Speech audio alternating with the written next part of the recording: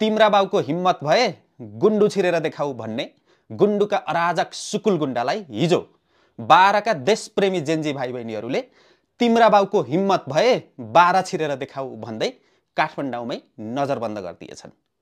जस्तो करणी उस्तै भरणी।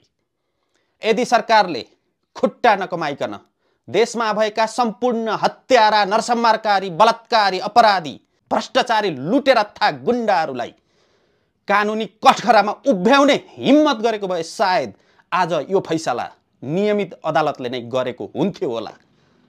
तर सरकारले हिम्मत नगरेर खुट्टा कमाउँदाखेरि आज जनअदालतले नै यस्तो फैसला गर्न बाध्य भएको छ। यो त प्राकृतिक नियम हो, सामाजिक न्याय हो। अझै पनि हेक्का रहोस्, 12 भनेको त देशको एउटा मात्रै जिल्ला हो।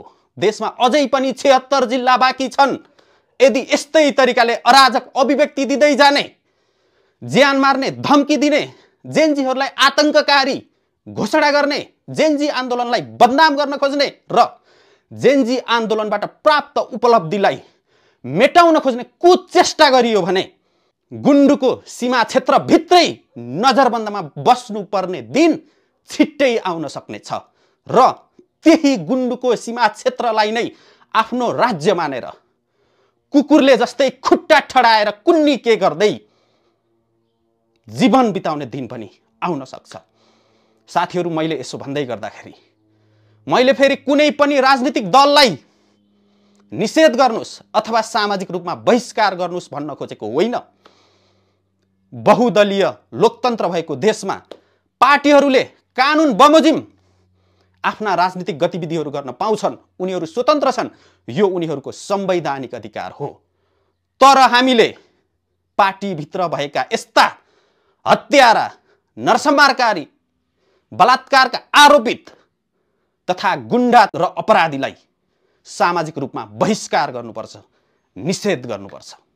पत्रकारलाई किमा र आलोचकलाई अचार बनाइदिन्छु भनेको होइन।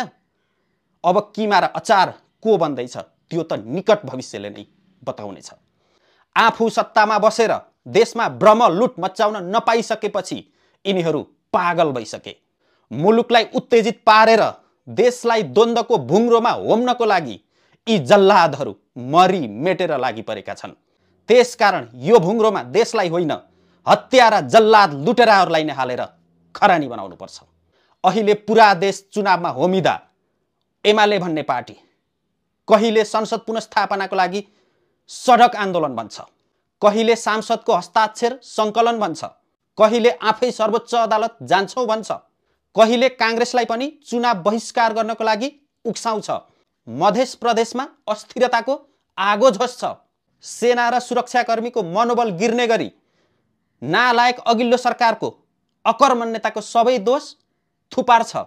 यस्ता अराजक भडुवा र देशलाई लामो समयसम्म अस्थिर र अशान्त राखेर गृह युद्धतिर धकेल्न खोज्ने, आफ्नो लुटको साम्राज्यलाई फेरि फर्काउन चाहने यस्ता अराजक राष्ट्रघातीहरूलाई देशप्रेमी युवाहरूले लखेटेछन्। लखेटिसकेपछि अनि अहिले हामीलाई लखेटेपछि कसरी चुनाव हुन्छ भन्दै रोइलो गर्दै रहेछन्। हत्यारा, नरसंहारकारी, अपराधी, भ्रष्टाचारी तथा बलात्कारीहरूलाई जेलमा कोचेपछि देशमा शान्ति आउँछ अनि चुनाव हुन्छ। यहाँ निषेध पार्टीलाई होइन, सङ्गठनलाई होइन, गुण्डालाई मात्रै हो।